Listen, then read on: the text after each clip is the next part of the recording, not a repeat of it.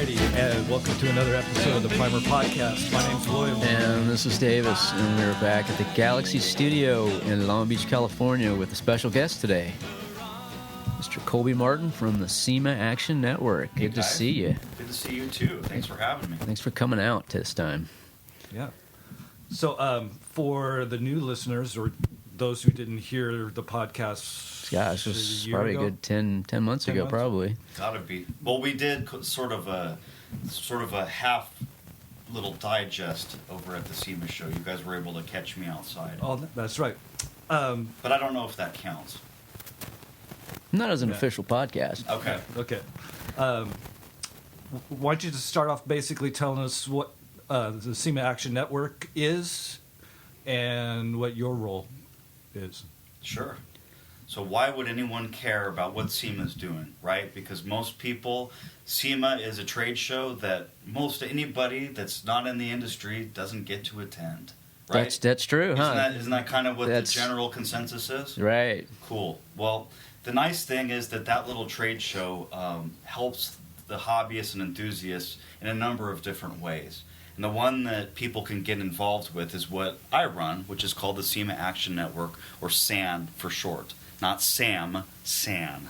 And it's a little bit confusing with the acronyms sometimes, but essentially SEMA and its member companies realized in 1997 that we need to figure out how to tap into the voices of the voters in all 50 states, because obviously SEMA's government lobbying is critical and has been critical since the association was formed in 1963. You know, with the smog devices and CARB and all of the different battles that have taken place over the years, there needed to be an outlet where the voters, the constituents of the lawmakers, actually had a say in what their hobby was ultimately going to be guided by. And so in 1997, the SAN was formed to essentially organize an advocacy unit to get folks that are listening to this, to get you guys and myself involved with the political process in a way that we can defend our hobby in sort of an organized and unified way. And over the years, it's really become sort of the legislative voice of the country, because there's no other division out there that's sort of organized on one topic, and that is automotive laws. So we're fighting for fair, and we're fighting against unfair automotive laws. Is that strictly automotive? Does that also include motorcycles? No, at this point, we're kind of keeping it strictly to automotive. Motorcycles have not been the core of SEMA, and we've taken different opportunities to include them, but they do not form the core of it. And because our staff is really covering all 50 states at both the state and the federal level, we have to sort of pick and choose, you know, what we're going to fight for and what we're going to not fight for. But you guys also do an awareness for off-road vehicles, though, correct? Absolutely, and I'm very happy to report that the folks that enjoy riding the trails and the dunes and all of that good off-highway stuff, there's going to be an increased effort this year to attract those folks and organize them. The funny thing about the off-road community is that most of the time, yes, you know, they like to modify their exhaust. They may like a single license plate. They may like a lot of things that the other car folks, you know, are into. But generally, land use is a federal topic. It's not a state topic. The states have control over a lot of the different parts and products and procedures that you can undertake on the vehicle itself. But most of the public land that off-roaders use is actually regulated by the federal government. And so that's a bit of a different ballpark. And we feel like we need to make an increased effort to try to organize enthusiasts. There's a lot of great state-level organizations out there that are fighting the fight in their own state, but there's really no national presence with that. We've been doing it behind the scenes ever since the government affairs operation started getting involved with those issues many years ago. But there's never been a concerted effort to get the enthusiasts' voices heard on those topics. So that's why in the coming year you're going to see a lot more of that information. We're going to be doing a new electronic newsletter every month that is just dedicated to land use issues and things like that. So we're really excited.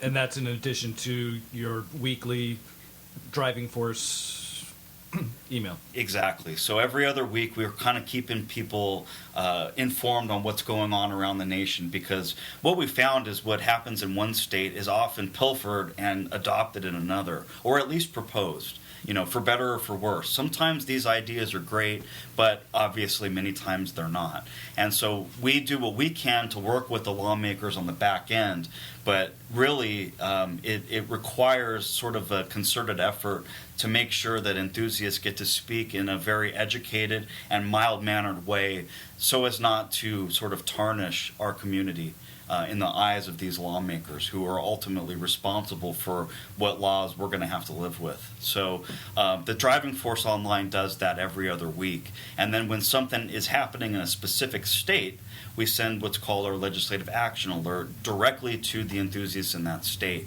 And those topics can vary, just like I was talking about the different equipment. Those topics are varied by state. Each state's doing different things each year. So right now, we're done with a lot of the legislative sessions. So if you go to SEMASAN.com right now, there's an alerts tab that's just the second one in from the left. You'll see that we've sent out, it has to be near 100 emails to various states on a lot of different topics. And most of those are not the land use issues that we're talking about. So the idea is that let's inform sort of the general enthusiast in each state what's going on with his equipment and his automotive rights. But now for the federal topics that are more off-highway public land stuff, let's create a digest just for them so that they too can be informed. And that way they'll be a little bit more wise on what's going on, so that when something is happening in their state specifically, they'll sort of have an idea of what those topics are and have a sort of legs to stand on. Cool. So to learn more about how SEMA Action works, go back and listen to our previous podcasts, because we focused on a lot of that stuff last time, and don't want to rehash everything, but I kind of want to get into some newer stuff. Like, let's move on to the Collector Car Appreciation Day. Fantastic. So, a number of years ago, the industry realized that folks were taking on holidays for just about everything. Think of all the different holidays. I just heard one in the car the other day that was put a pillow on your fridge day. What? And you think how, who's proposing this and why? So a lot of free time, right? Right. So in time for 2010, the industry finally decided, let's have our own holiday. Let's call it Collector Car Appreciation Day. And let's celebrate the car hobby, the entire car hobby, not just the restoration part, not just the hot rodders, not just the customizers. Let's bring the whole hobby together for one day around one celebration. Let's include lowriders, sports cars, mini trucks, off-road trucks, whatever you're into. This holiday is for you. Because basically, it's this simple. We just want these cars out on the road. Let's take over the highways one day out of the year. So they decided that it should be the second Friday in July, as a result of Independence Day being the week before. It's sort of a red, white, and blue Americana sort of topic. Cars to us are just as American as apple pie or baseball. And so that's really sort of what the heart of this is let's show the country what's so great about this family-driven hobby. We don't have nearly as much the sort of outlaw reputation that we earned in the early days, right after World War II and all of that. It's really become a family hobby, and obviously now there's a whole industry that caters to it. And that's really sort of the spirit of this Collector Car Appreciation Day. So this year, it'll be our 6th time doing it. It'll be on July 10th, 2015. And essentially, we just want folks to celebrate any way they feel necessary. It can be as simple as getting that collector car out of the garage on that Friday, or throughout the weekend, or we've even taken the whole month of July. Doesn't matter. To us, there's really no official way to celebrate it. But what separates this specific holiday from others is that there's actually U.S. legislation behind it, believe it or not. And that's why the SEMA Action Network is spearheading it, and we always have. because our office goes out and gets a U.S. Senate ratified resolution. It's a bipartisan piece of legislation that has to go through the Senate just like anything else, and essentially it gives us a resolution that the U.S. government is recognizing that second Friday in July as Collector Car Appreciation Day. And that's something that not a lot of these other holidays have, to their credit. So basically, we invite enthusiasts to celebrate any way they want, but you can take it a step further. We've gone out and invited car clubs, museums, businesses of all types, retailers, manufacturers, just about anybody that we can think of within SEMA's wheelhouse, to try to get them to celebrate this in a way that suits them. So we've tried to have businesses hold holiday sales.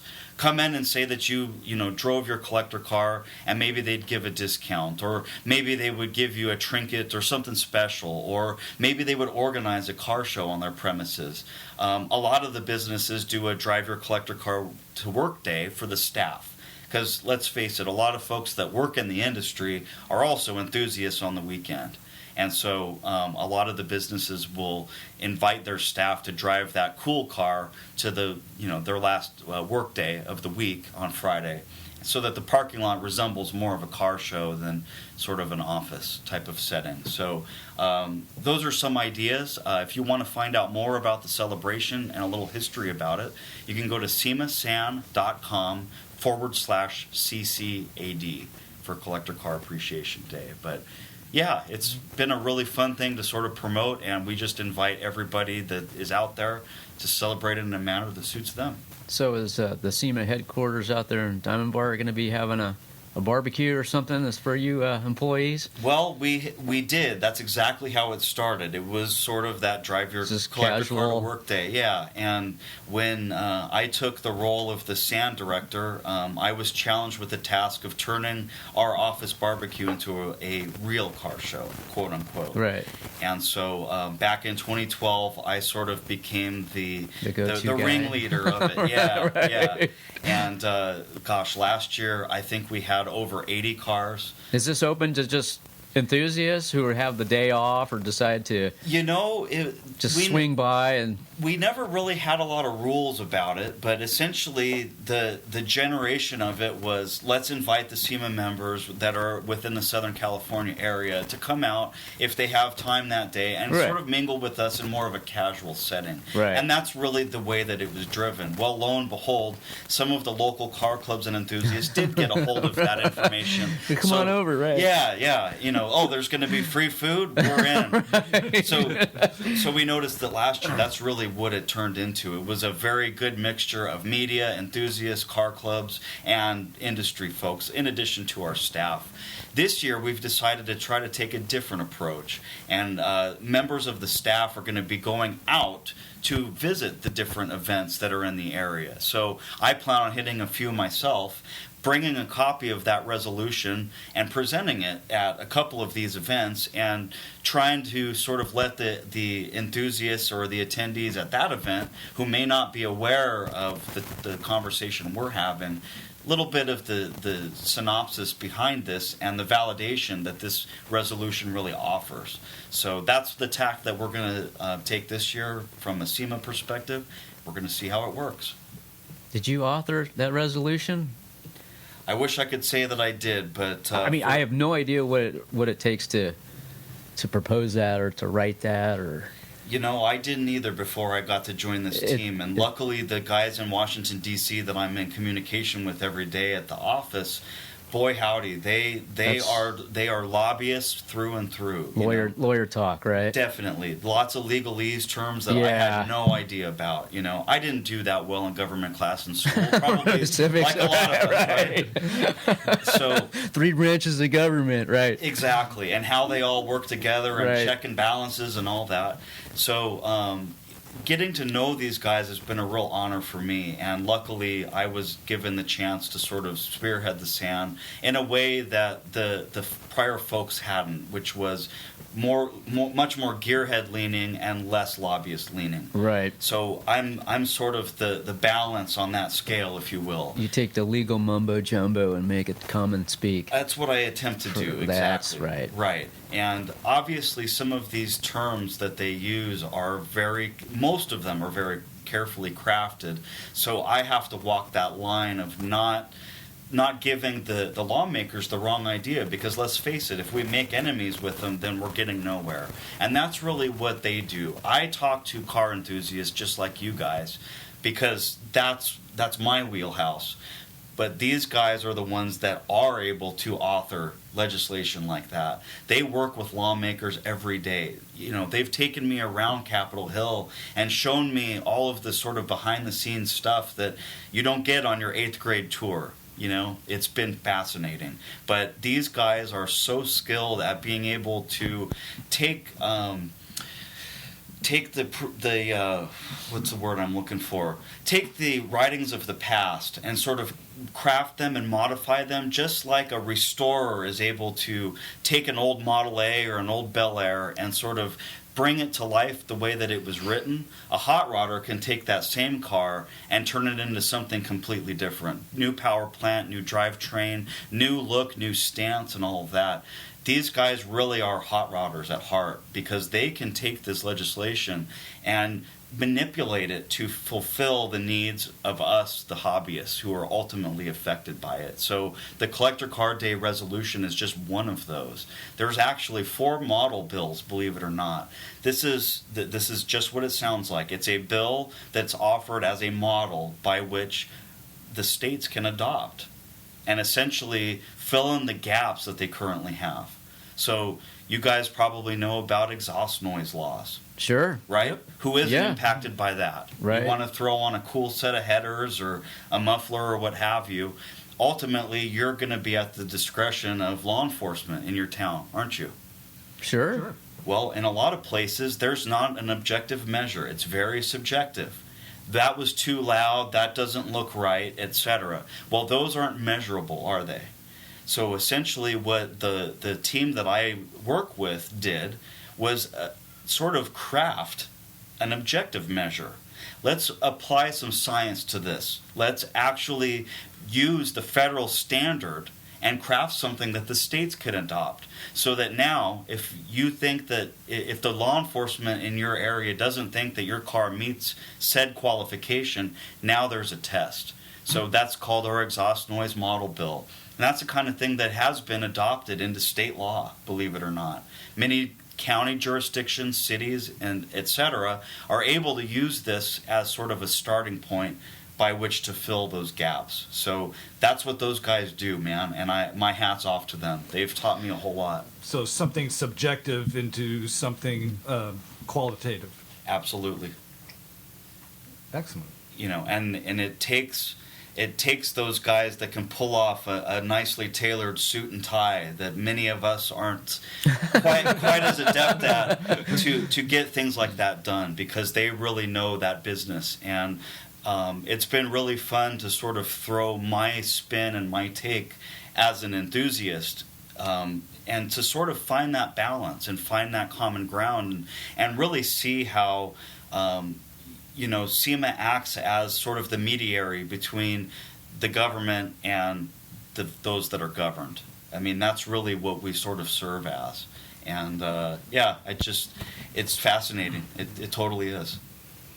So how are you promoting the Collector Car Appreciation Day, other than word of mouth and you guys physically going out? Are there ads? Are there videos, social media? How's that coming You're in charge of all that too, right? Very astute observation, my friend Davis. We I know you usually have a celebrity on board. We do. There's a few ways that we do it, but to be honest with you, just like the SEMA Action Network, we really try not to spend a lot of time on spending money.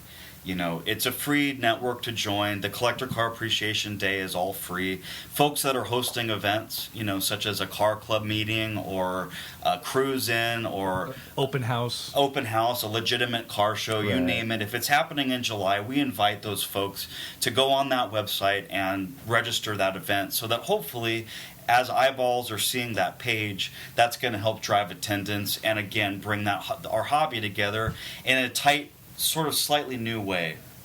So we actually don't do any paid advertising. We don't. One question I get often is, do you have any promotional items or banners or anything you can send? Unfortunately, we just haven't dedicated any budget for it. You just tell people to make your own.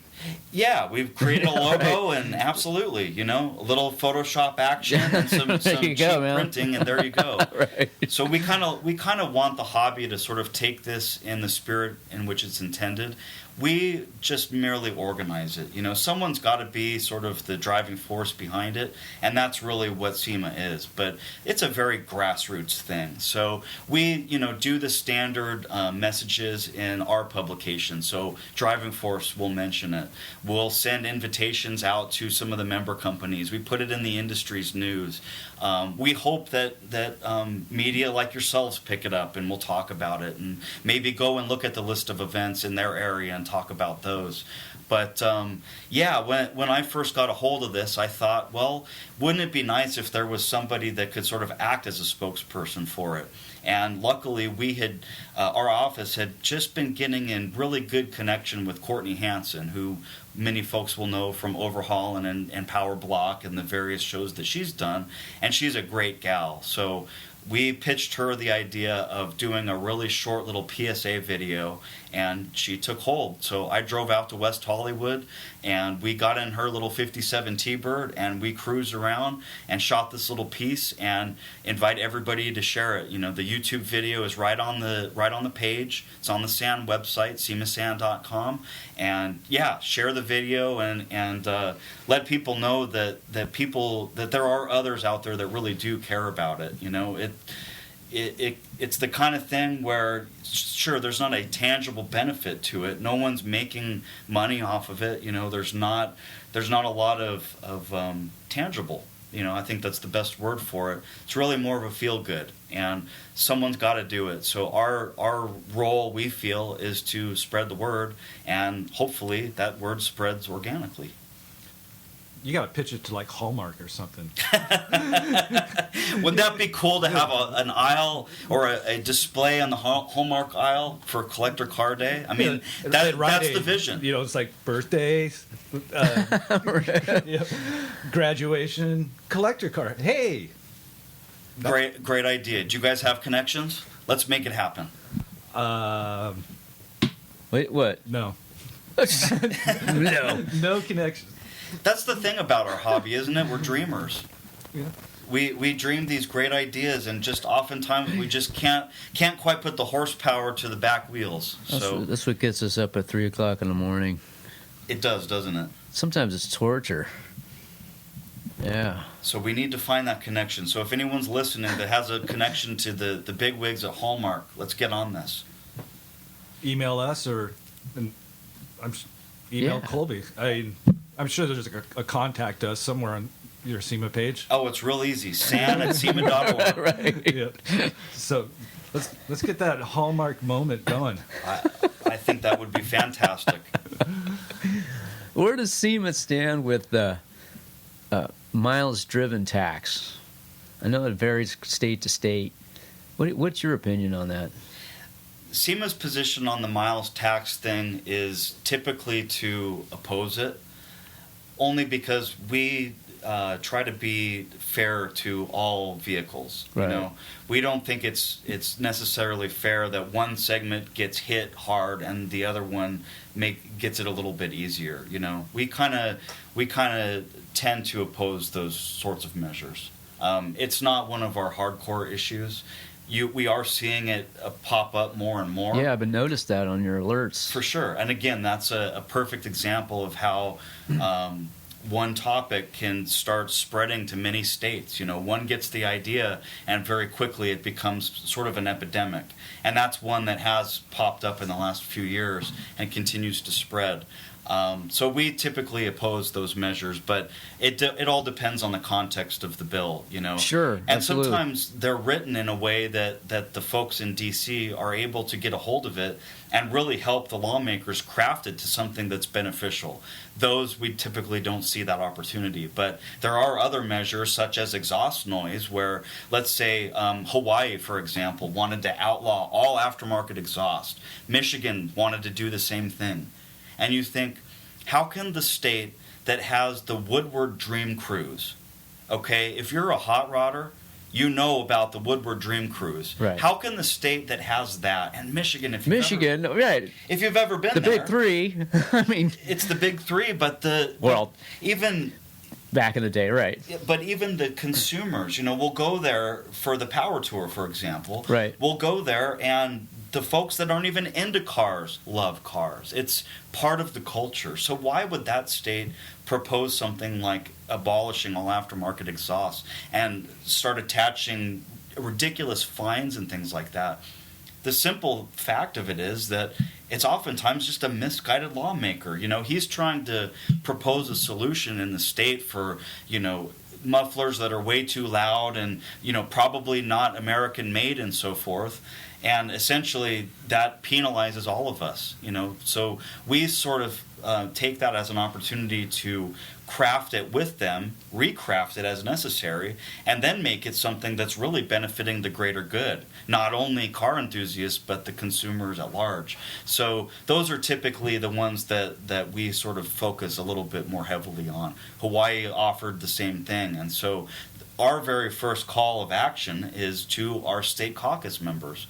For those of you that aren't aware, we're actually building bridges with lawmakers just like we are with enthusiasts. So the SAN exists to organize and unite enthusiasts. Well, the same exists with the lawmakers in each state through our State Automotive Leadership Enthusiast Caucus. And basically, these are friends of the hobby. These are folks that have chosen to align themselves with SEMA's mission of trying to protect this great hobby of ours. And so right now we've actually got about 700 members, believe it or not, from all 50 states. Unfortunately, our state of California could use a few more. It's a very low number, but you know, that's where building bridges can also benefit us long term as well. You know, if you're an enthusiast out there and you've got some great contacts with some of your local lawmakers, even if they're not at the state level yet, oftentimes they'll get elected. They'll choose to run for state office at some point, and then maybe even federal office. So build those bridges, because that's really what it is. When there's an opportunity like there is with these exhaust noise bills, we look at that list of folks and go, aha, we've worked with this individual before, or this person helped us overturn so and such, or enact our street rod model bill in their state, or the single license plate, or whatever it may be. And that's the opportunity right there. So we pick up the phone and make them our first call. Try to get a little bit of background about where is this bill coming from. We're reading it like this. What is its intended purpose? And that's where we're able to sort of mold and craft in sort of much more beneficial terms for us what that bill ultimately does. And you'll see it if you watch the newsletter. You'll see that sometimes these bills do get amended favorably. You know, our first message to the state was oppose, oppose, oppose. The next time they see it will be support, support, support, for the simple fact that we were able to work with them on crafting a solution. Excellent. On that note, let's take a quick break. Sounds good. This episode of the Primer Podcast is brought to you by Bertronics. Quality ignition and exhaust products for over 40 years. Check them out at Bertronics.com. And by HellwigProducts.com, load and sway control. A family tradition for over 65 years. So when you guys think of a classic vehicle, what do you think of? Well, that's a loose term in my book. I mean, you could be talking about something that's 1920. You could be talking about something that's as new as 1968. Okay. Or you could do a specific year cutoff, you know, like pre-79 or 20 years old, something with numbers. Okay, so let's roll on that a little bit, William. What types of things have you heard, and what sort of falls within your peripheral on that? As far as classics, Or vintage, or whatever sort of old term, quote unquote, you want to use. okay, for me and my generation, as old as up into say the 60s, the whole muscle car era. However, for younger generations, they're looking at like those the 70s, the Datsuns are really coming up. So Your JDM. So yeah, that would be a classic. Right. 90s, probably not so much, but to an 18-year-old, it could be. I don't really consider it classic because I was able to afford and buy a 95 Ranger pickup truck. I don't consider that classic, but compared to someone going in and buying a brand new F-150 or 250, yeah, that's a classic little Ranger. So that sounds like it's a pretty loose term. I like where your head's at. Davis, where do you sort of fall? After hearing what William's perspective is. Classic, I would equate to probably how much is it going to cost? Because you say classic. I mean, it could be Jay Leno style 1 of 4. It could be something as late as probably like the third generation Datsun Z. I mean, maybe it's relative to your age and what you perceive something to be, and also relation to the demand. So going along those lines now, again, William brought up the 18-year-old, right? That's right. So when was he born? Well, he's late 90s. He is 50. We're going to do math on this show, gentlemen. So put yourself in his shoes. If you were 18 today. You were born in 1997. Right. So you were born in 97. If you think about a car that was 20 years old when you were in high school at 18, right? A 20-year-old car, were you for it or were you against it? Where did that sort of fall? Well, in high school, any car, my 76 Maverick was cool just because you had a car at 17 or 18. Right, but as a car enthusiast, though, the stuff that you dreamed about, not the sort of, I got to get out of the house, but I'm talking about like the stuff you lusted after. Mid-60s. So was that 20 years old or more? Yeah, I graduated in 85, subtract 20 years from that, and that 1965. So right in the middle of the muscle car era. Now, how much? Now, shockingly, I have a 68 and a 65 and motorcycle 64. So that 20-year-old car was absolutely perfectly fit into your desired vehicles, right? You know what? Yeah, because I grew up with those cars. I have 2 67 Fords now. I graduated in 1987. 87. Things were reasonable. The Mustang I got was just handed to me because it was a family car. The Ranchero I got is because it was like $1,600. It was $1,200, and well, it needed it needs everything. But like we were talking earlier about it, like an old house. But you'll go through every system. But back then, you could go to the junkyard. When junkyards were junkyards, a pick apart or whatever, and you paid your $2 to get in, and you would go find something that would work for your car. And I'm guessing that you guys probably weren't cruising around brand new IROC T-tops in high school. I didn't have one of those. No, that would have been completely out of your wheelhouse. A brand new car, sports car. But looking back at that, you mentioned the IROC. Looking back at that now, I see those cars once in a while, and I go, I thought those were pretty cool back then, but now I do like. I kind of like that. So, but also goes into that. I go one step further. And I say the Smokey and the Bandit Trans Am was even more pinnacle now. So now with those set of eyes, would you guys grant the special privileges and benefits of a classic registration to that IROC or that Smokey and the Bandit Trans Am? Would you as a lawmaker say yes, that can be smog exempt, it can have a lower registration fee, and it can only be driven on certain occasions, not used for everyday transportation? So that's kind of like a historic insurance rate with historic plates. Yep. And a what's the word I'm looking for as far as emissions? Instead of it being Exempt. pre-75, it's 30 years Or or older. Correct. And Rolling 30. A rolling 30, which Exactly. way it used to be. So would you guys weigh in on yes, I would grant that car the exemption? Well, Davis brought up the word historic. Well, that's historic as far would be as- different than classic. Well, no. What about vintage and what about antique? There's a lot of different definitions, but let's put the specific definitions aside and let's just assume that it's the type of vehicle we're talking about. It's something that is a well-kept, very rarely driven vehicle from the early 80s or the mid 80s. Okay, because now you're putting a limit on usage. Exactly. Okay, if there was a limit on usage and such, that sounds fairly reasonable based off of what we're talking about earlier as far as fairness.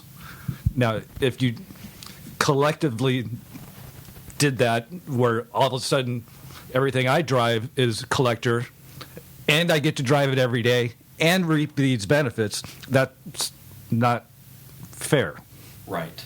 quote.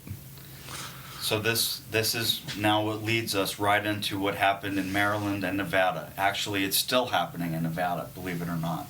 This is the topic of our latest Driving Force quarterly newsletter, which was fun to illustrate myself. But we posed the question, when is an old car just an old car? And when does it cross that threshold into something that is of value, right? So I think that we're all sort of on the same sort of wavelength.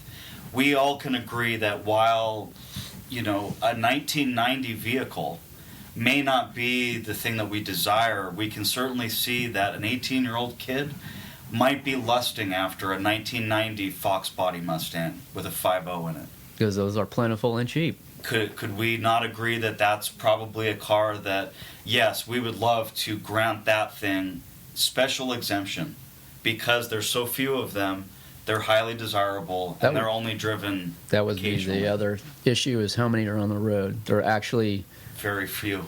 causing pollution problems and But if they're being an eyesore in someone's front yard. But if it's only driven, But that's what I'm saying. Now you're limiting. then that smog issue is under, again, quote, control. Exactly.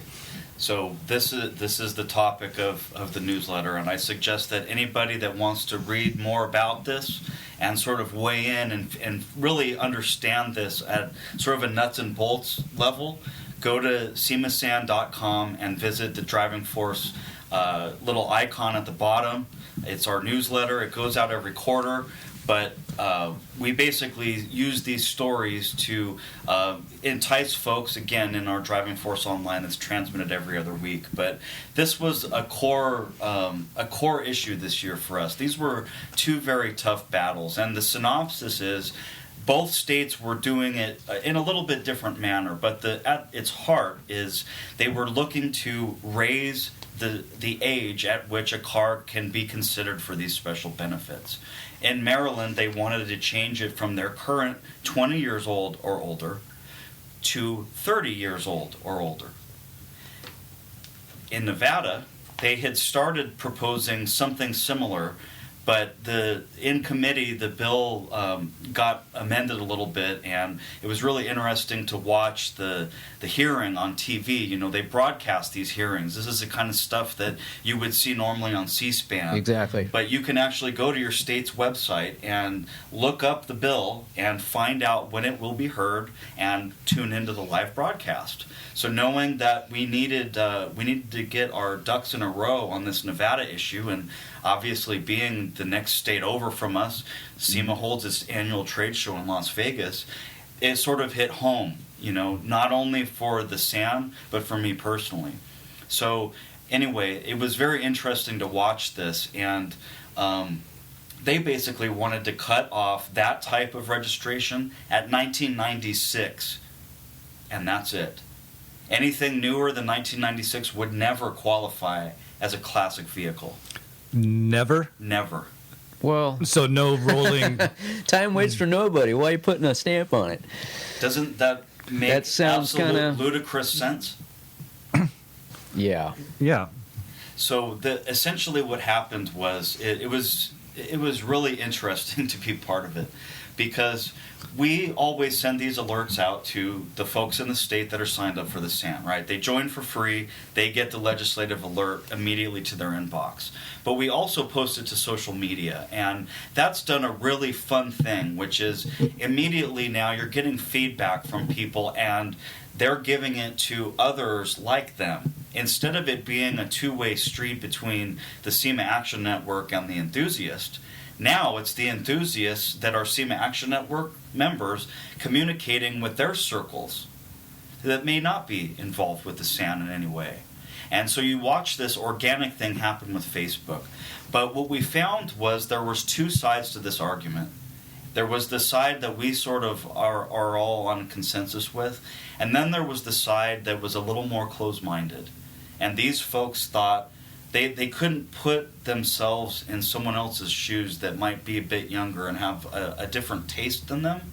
And we were noticing there was a lot of whiplash going on and attacks back and forth on people sort of divided on this issue that, no, a 40-year-old car is an old car, is a classic car, is a valuable car, not a 20-year-old car. And watching the back and forth, it got me thinking about it too. And that's why it was fun to talk about it with you guys sight unseen, because I had that same debate in my own head.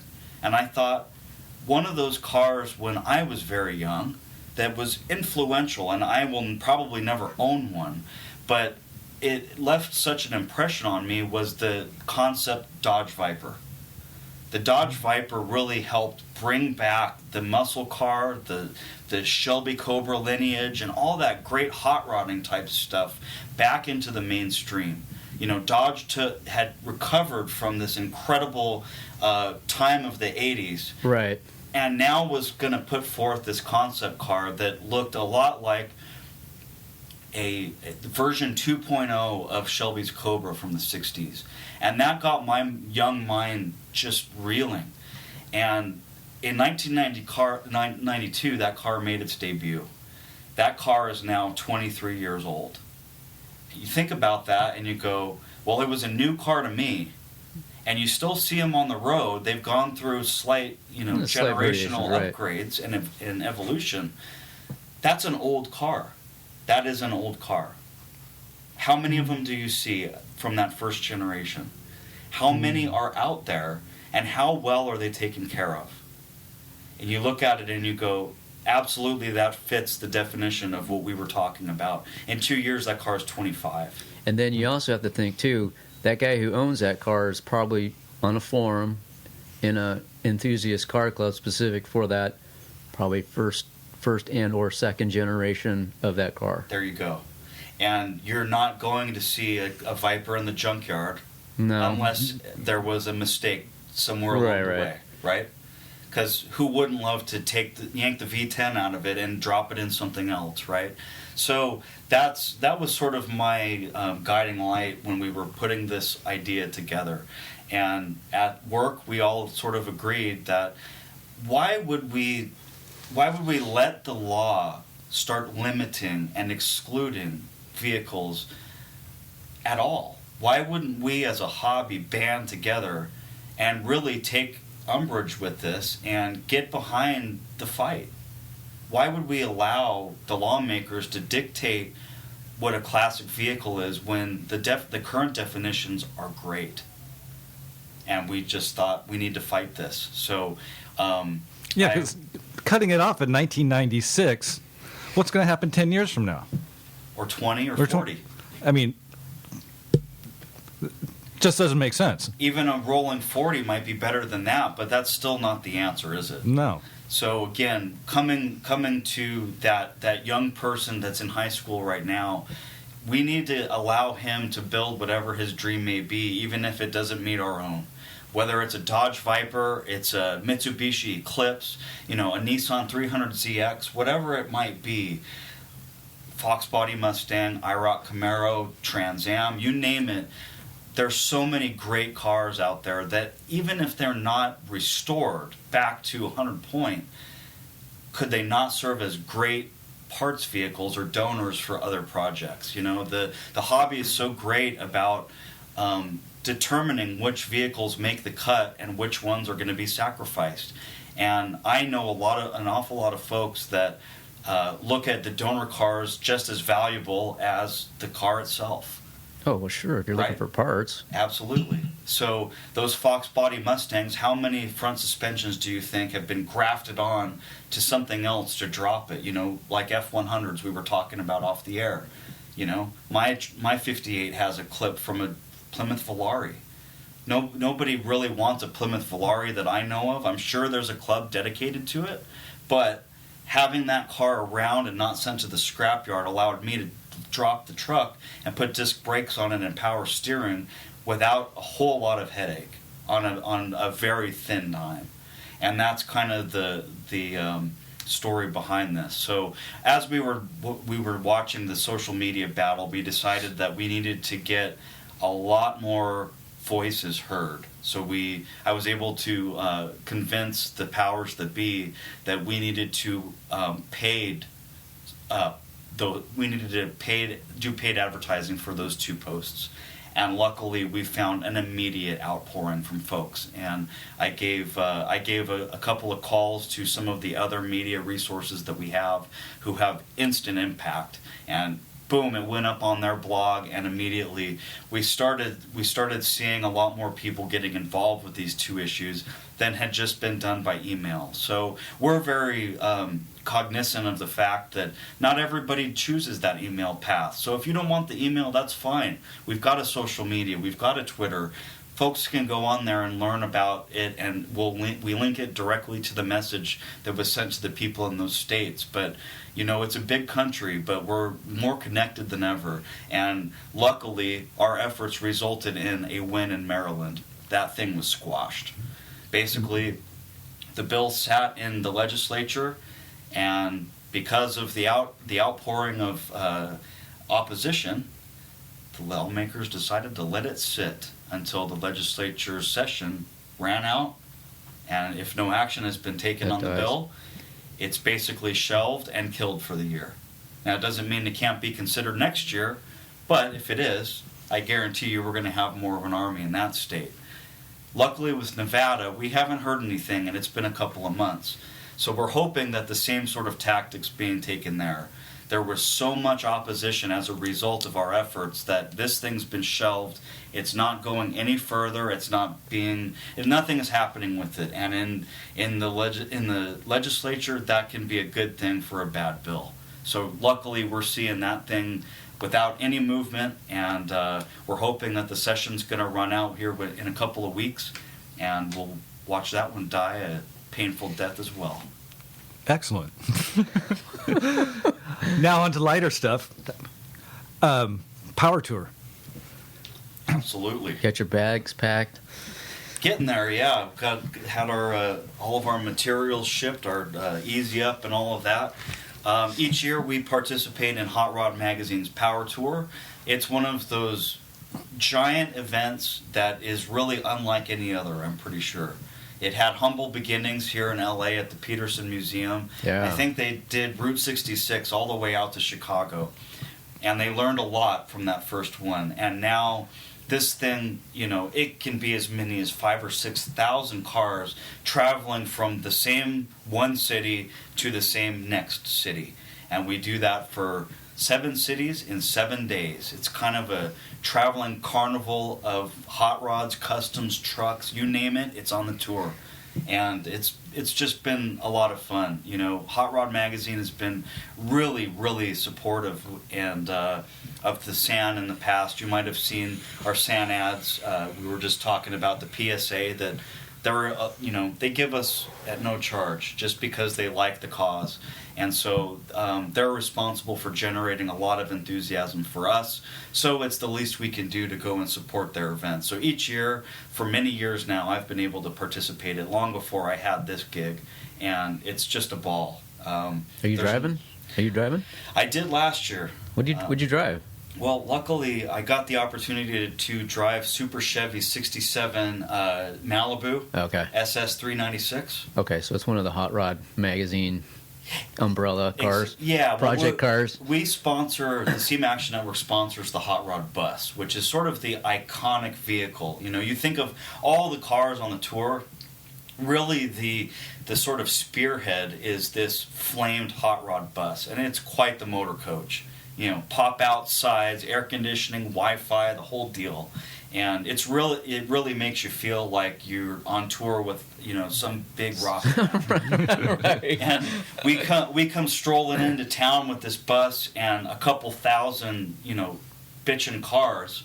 And all of a sudden now we do sort of look like the rock stars. And people line up, in many of the towns, they line the streets to watch this parade of cars roll into town. And really, it's like just picture after picture after picture. Everyone's got their phones out. Everyone's got their cameras. And it does put a little bit of a weird sense in your mind because you think, well, yeah, we don't play any music. This is just us talking with car people. We do that for fun, and in this capacity, we're doing it to get more recruits for our SAN network. But really, it's a gas. It's just a total fun time, and we get to hang out with the other sponsors, and it has a very grassroots feel. There's usually a couple of race tracks where people that have registered. They get to put their car through the paces at an autocross or a drag strip or whatever it might be. I know some folks got to use the Z-Max 4-lane dragway out there in North Carolina. I mean, what a great experience, just to be able to bring the kids, have a family vacation with other like-minded enthusiasts. It's just a lot of fun. So to be on the other side of the ropes, behind the desk, it's just kind of a treat not to be in the office for a week. Is anything that you're particularly? Have some more coffee. Yeah. Is there anything specific that you are looking forward to on any one of the dates from June 6th through the 12th? Well, a couple of things. The first half of the tour is basically in the Wisconsin, sort of Illinois area, and that location has always been really, really strong for Power Tour. The folks up there really do sort of roll out the welcome mat for us. So that's a lot of fun, but I've been there multiple times.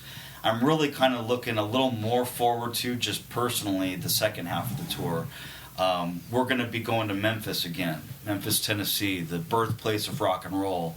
And as an aficionado of that music, every time we roll through there, it's unreal. The amount of history that's down there, and the fact that they allow something like 100 specially picked cars to line up on the main drag there. There's all of the bars and great restaurants and barbecue and all of that.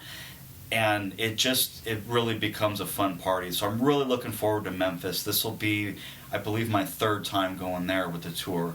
And finally, I get to see Louisiana. I've never seen Louisiana, never done, Mardi Gras or New Orleans or any of that. So we're going to finish up in Baton Rouge. So I'm really kind of looking forward to that too, just sort of personally. Sweet. Now, at SEMA, the show this year, last year, you had a special event on Friday. Yes. Are you doing that again this year? Before I answer that, let me tout the one really special feature that we're doing for the Power Tour. Our friend Courtney that we were talking about a little bit ago. Oh, I saw something about that. She did our Collector Card Day PSA. She's agreed to do the second half of the tour with us. So basically, she's going to be following along with us at all the 4 stops starting in Memphis. So we're really looking forward to that. So anybody that finds their way down south and going to be around at one of the stops, go to hotrod.com. That's where you can get all the info on the power tour. You're going to want to stop by the flamed hot rod bus I just described, because we're going to be pitching the Easy Up and having Courtney sign some limited edition posters. So we expect to have a lot of fun. She joined us for the entire tour in 2013, but scheduling conflicts prevented that from happening. But we took the next best approach and got her booked for the second half. So we're really looking forward to that. So come on by, meet her. She's a doll. Take your picture, get an autograph. That kind of deal. And I'm sure you'll have the opportunity to sign up for SEMA Action Network right there on the spot. Wouldn't you know it? Funny how that ties. Okay, so you were talking about the event on the Friday night after the SEMA show. Right, for the public. Right. For the ones that couldn't make it into the show. Right, so for folks that haven't been to the SEMA show that we talked about at the top, give folks a little bit of an idea of sort of the barrier, the difference between any other car show, such as a consumer auto show, and the SEMA show. Right. It's very industry driven, right? Oh yeah. It's very closed doors. It's something that you do need a credential, and they watch it very heavily, don't they? Always like a hawk. So the only way that sort of, regular average Joe could see anything at the SEMA show was to simply show up and sort of meander around outside, because that you don't need a credential to see. And year after year, SEMA would notice that there were more and more folks without badges cruising around outside, checking out many of the feature vehicles that you can see out there. I mean, isn't it neat, just the outside alone? It was packed.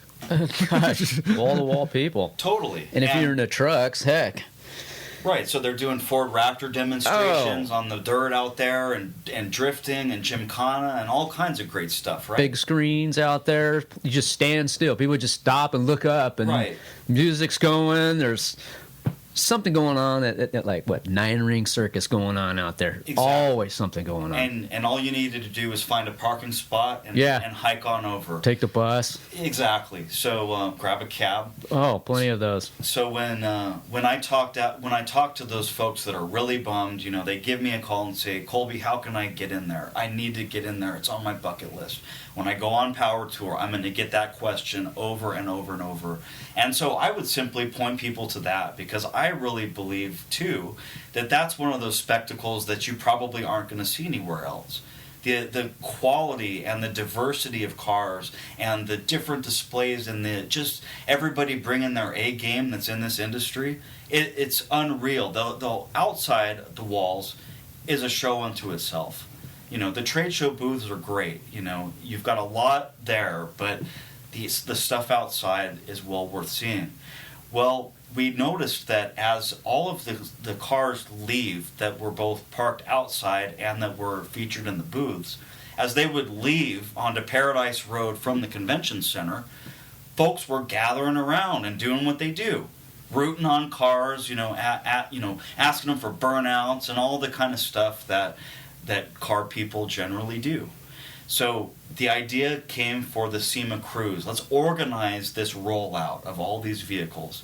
So we've got the SEMA Cruise, and for the last few years, it's been wildly successful. Again, anyone in the area can watch 2,000 primo specialty cars leave that convention center. Stuff that isn't even street legal is leaving. I saw a monster truck one time leave the premises and enter on Paradise Boulevard in Las Vegas. It's like, where else in the world would you see that thing hit a street? With and then, and then in front of it and behind it, casino. Well, and on the then street. And then you've got Chip Foose cars, and Steve Strope stuff, and all the other builders. They've all got these multi-million-dollar builds all going out the same place. So the SEMA cruise has been really fun. Last year we decided to let the SEMA cruise have a destination, and that became SEMA Ignited. And essentially it was a free, open to the public car show, held it at the Link Hotel with the big observation wheel, and essentially 500 of those cars from the convention center showed up. Also, we did a Battle of the Builders, and that was the grand finale. So folks may have seen the Battle of the Builders TV special. That the finale of that was all shot right on location at SEMA Ignited. So guess who you saw walking around without lines, without cameras, without all of the barriers that you might want to attach to somebody like Troy Ladd from Hollywood Hot Rods, or Dave Kindig, or even Chip Foose. These guys were out walking around, the Ring Brothers, walking around, hanging out, having a beer. I mean, what a great time.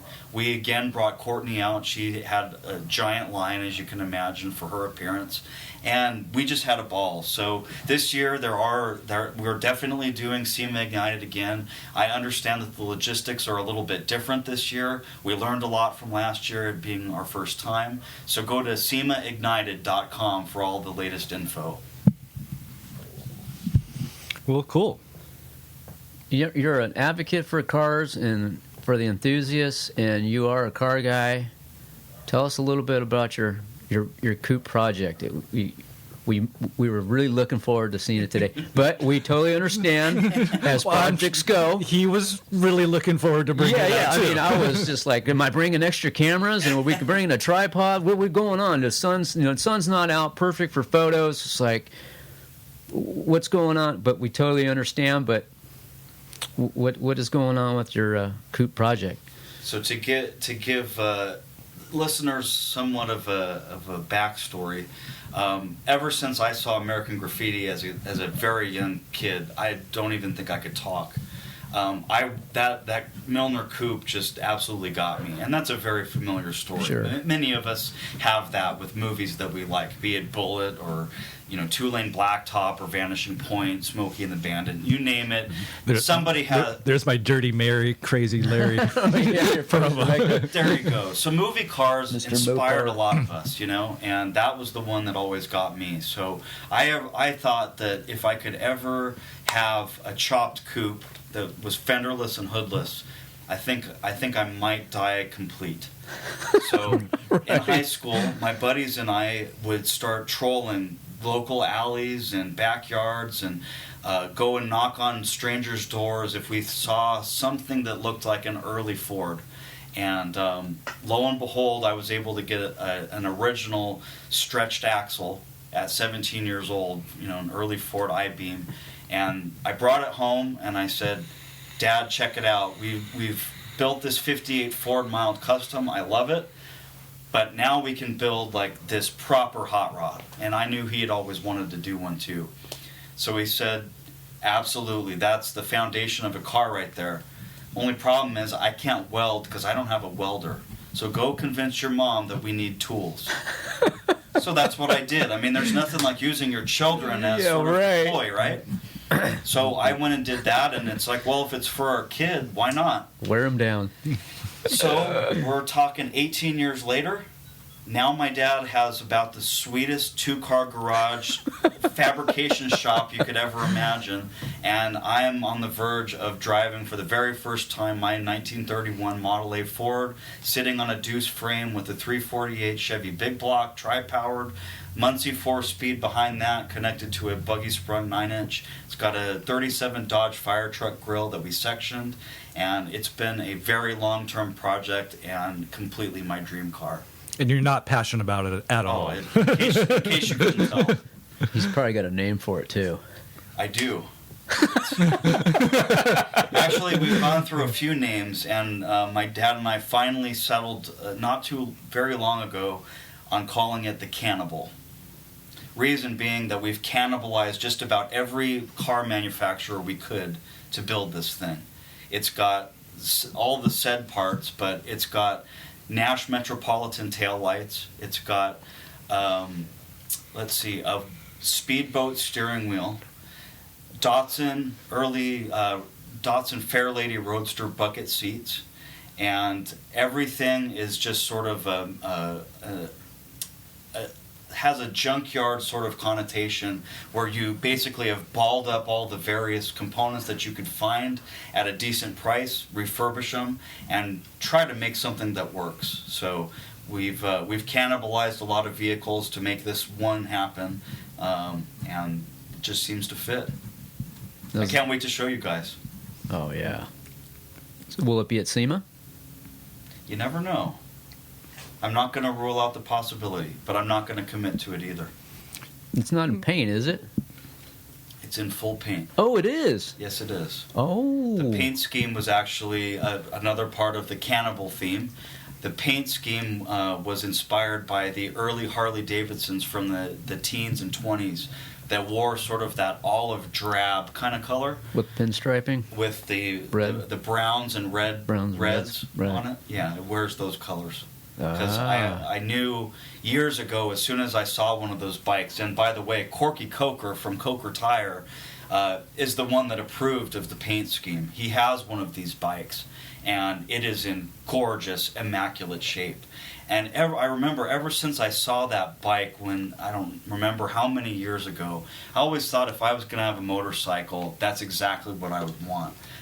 Harley got it right when they did that, you know, and I wouldn't touch it. I would just want it the way that the factory did it because the factory did it right.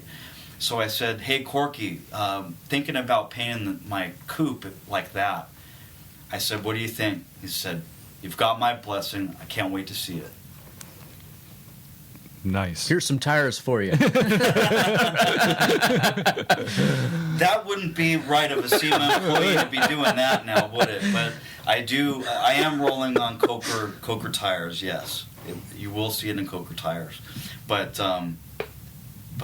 he actually told me that paint job had a name called the Pea Shooter.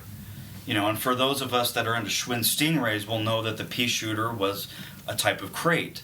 Well, lo and behold, the name existed on a two-wheeled machine much earlier. So, like I said, they're kind of a Depression and earlier era motorcycle. But I just always thought the colors were so funky, but yet they worked in a way, and I'd never seen it done on a car. And if you've ever gone to a Model A Restorers Club meeting or an event, you'll see that Ford, by the time the Model A came out, they had started really getting a little bit loose on their colors and the striping and the different accents and things, unlike Henry's Model T.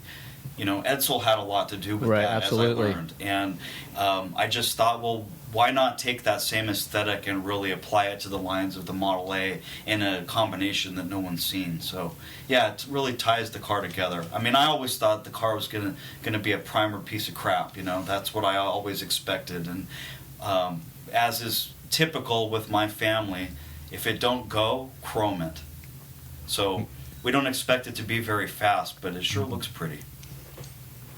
Oh, I think you'll be going just fine with the 48. Trust me. It's a big boat anchor. Well, Colby, this has been a pleasure as always. Good seeing you. Thanks for coming in. Thanks for having me, guys. This was wonderful.